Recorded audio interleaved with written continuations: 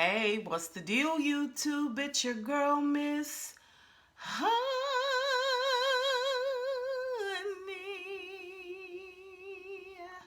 Welcome back to the channel, you guys. It is your girl, Miss Honey, here for a quick, I promise you, so super quick review of Real Housewives of Potomac. I don't even really recall what this episode was, but we're going to just sort of power through it. Of course, it'll all be in the description bar below.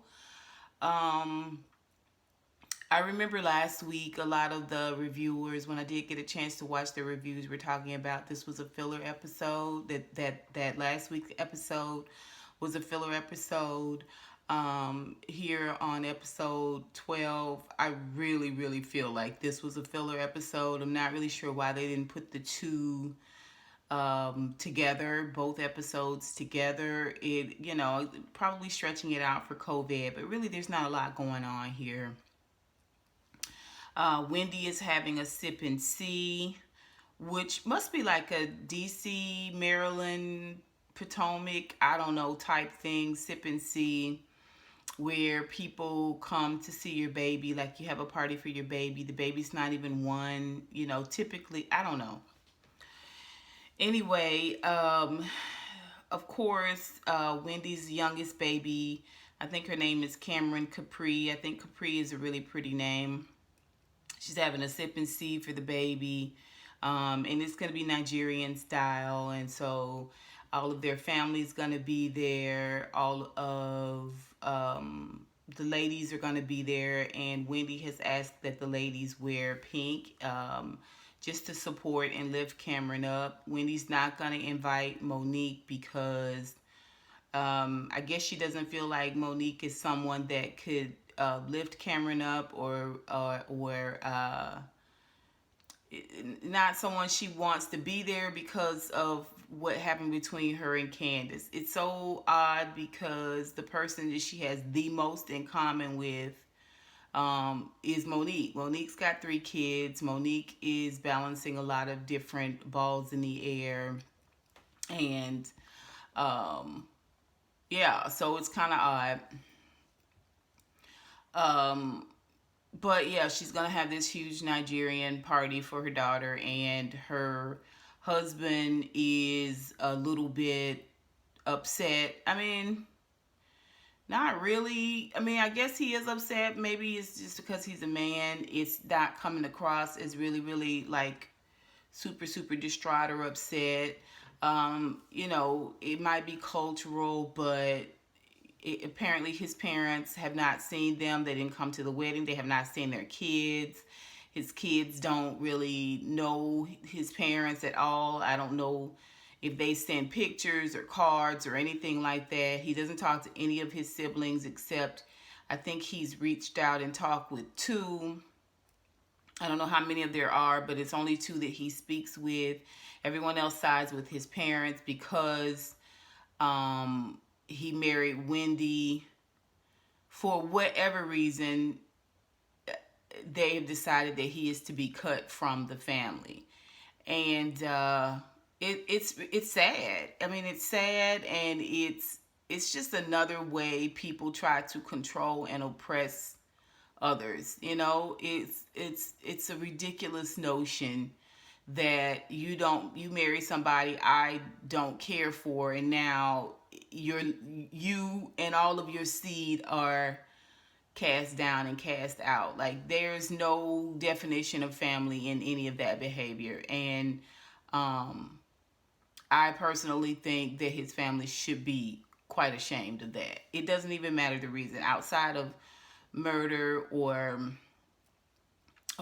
some other horrific violation of that nature. There's just no reason for it. And yeah, so that's that. Ashley and Michael go to therapy, go to counseling, and it's obvious to me that Michael is doing what he has to do to sort of appease Ashley. He doesn't really tell the story. I don't know if he told more and they aired it and they filmed it, but they didn't air it. But something about it, his dad was doting on him and very attentive and loving.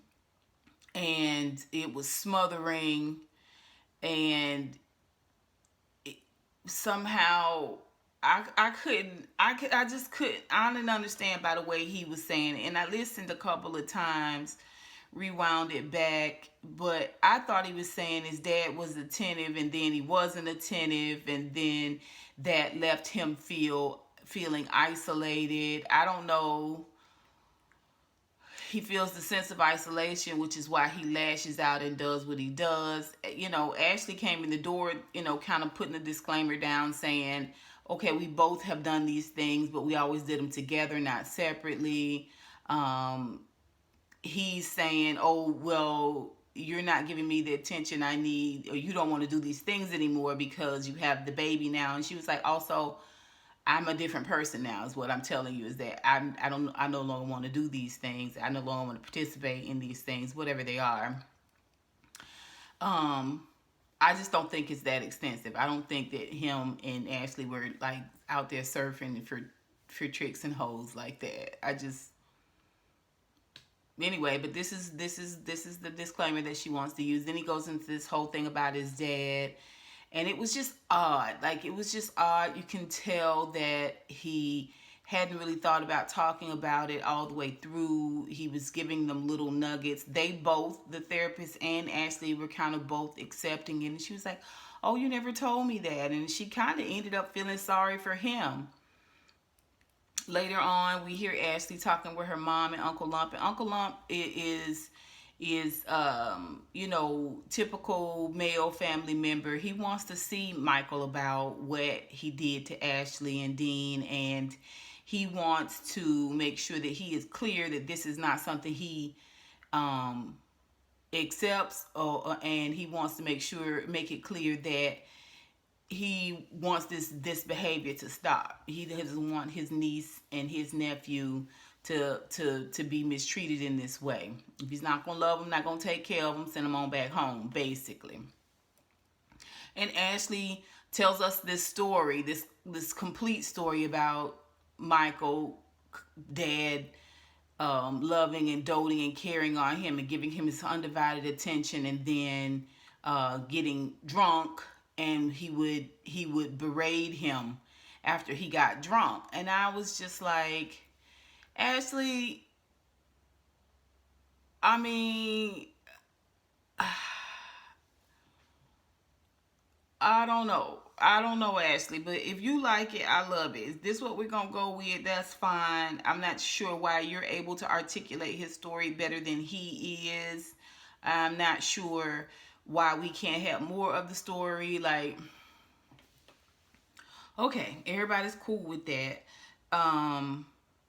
We did get to see some footage this week about actual footage of Michael pinching a cameraman's bottom. People were saying that this was in Monique's basement. Monique did have cameras in her basement, and this is where this footage came from. I don't really know. I just wonder why it is we have no outrage about this per se. Like, if the cameramen were women and it was a dude walking through pinching them, or had this pattern of grabbing their bottoms and stuff, it seems like to me, even viewers included, Bravo included, would have a different energy. Even if they were camera women, not ladies that were the cast, but I mean, it just seems like because it's male on male harassment, it's not considered as heinous. But from what we've learned, he had a pattern of this behavior. I am not sure why he's still allowed to be on this show, because at this point we're not looking out for the cameramen. Like, why do you think that there's not as much outrage about this physical harassment that he is doing to these gentlemen who are just trying to do a job? Like, I just think if it was a female, or maybe I'm wrong. Do you think if it was a female that there will be so little said about it like it is now. There will be so little outrage like it is now. Like, I just, it's it's odd that it's not more of an outrage about it, in my opinion. Karen and Ray go for a walk and they kind of talk about their relationship. I just think that this is something for Ashley to think about. When you marry someone that's so far ahead of you in numbers, he is essentially her father's age, who's passed on and gone on to be with the Lord now. Um, you have to know that he's going to have this sunset type of mentality, this sunset type of lifestyle. And Karen is in the height of her prime, in that she is a public figure. She's got her own business. She's probably feeling still very, very sexually vibrant and that type of thing. And you are on one level and in one place, and it seems like to me Ray is on another level in another place. And that's the inevitable. You may love him. You keep saying you're very much in love with him. I feel like that's something that you have grown accustomed to saying, because you did marry him so young, and you have more than done your share to prove that you are not a gold digger, and that you weren't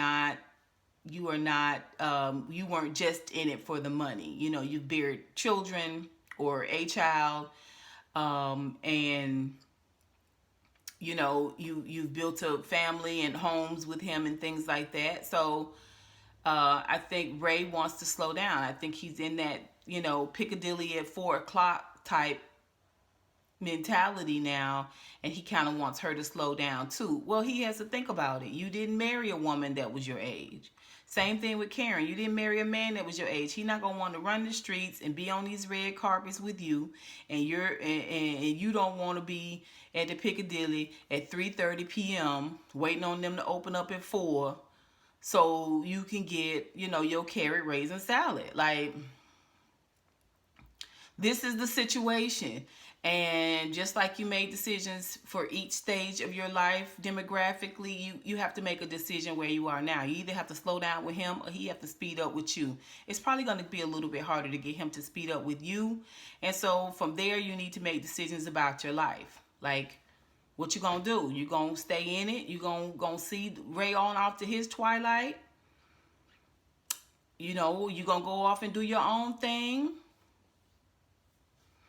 To me, that's really the only conversation at this point. I still think that Ray has discovered some things about, not only about Karen, but probably about himself. And you know, it'll be interesting to see what's that all about. Robin's supposed to have a hat business.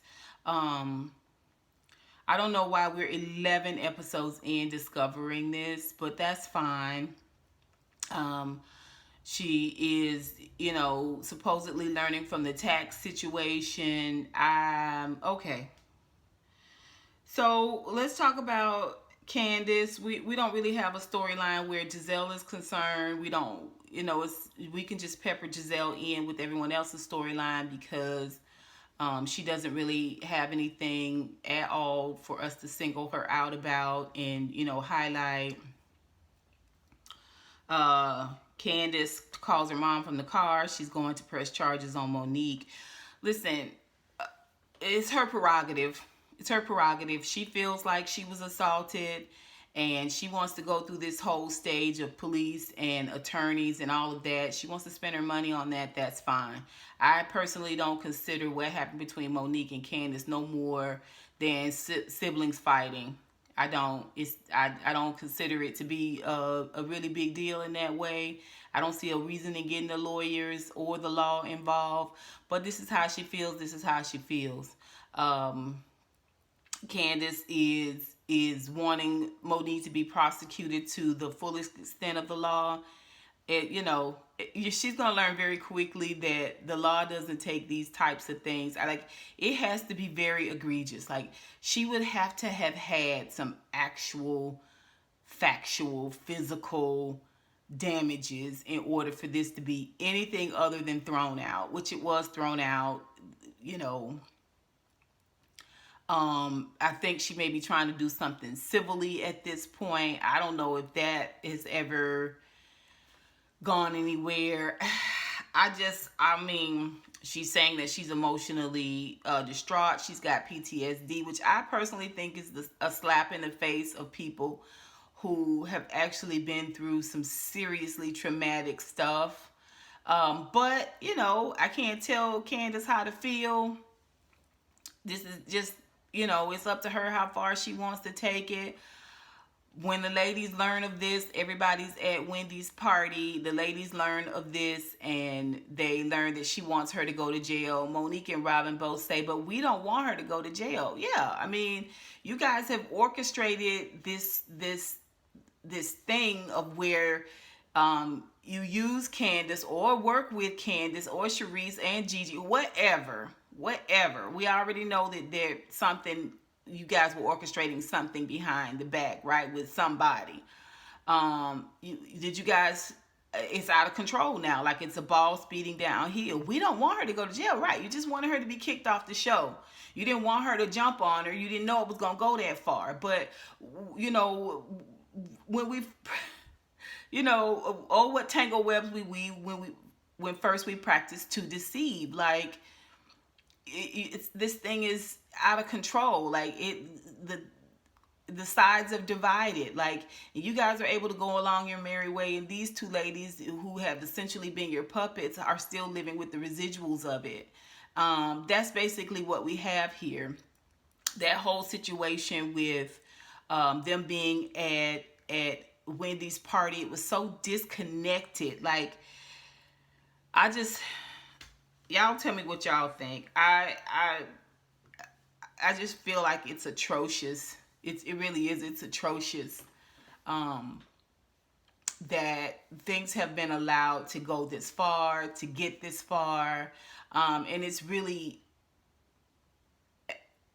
just as damaging for the Black woman's image as what Monique did. If going according to your logic, you guys' logic, those of you who believe that this kind of set Monique getting physical set Black women back, this kind of skullduggery, this kind of conniving behavior attributes to it as well. But okay, this facade of being just damaged and traumatized and unable, just, you're frozen in your home, you're immobile with fear. Like, yeah, okay. If people are sliding into my DMs, they're like, oh, Monique is such a liar, she's changed her story several times. Well, it looks like Candice's story is shape-shifting as well, you know what I mean? But y'all, like I said, to me, this is no more than a sibling fight. I think we can all move on from it. I hope this not 18 episodes in this season, because we are only on episode 12. Like, what more do we need to go over? Like, we're not getting the full truth from any of these storylines. So, yeah. That's all I got for you guys. You guys tell me what y'all think about this episode. And until next time, honeybees, mwah, mwah, mwah, I'll holla.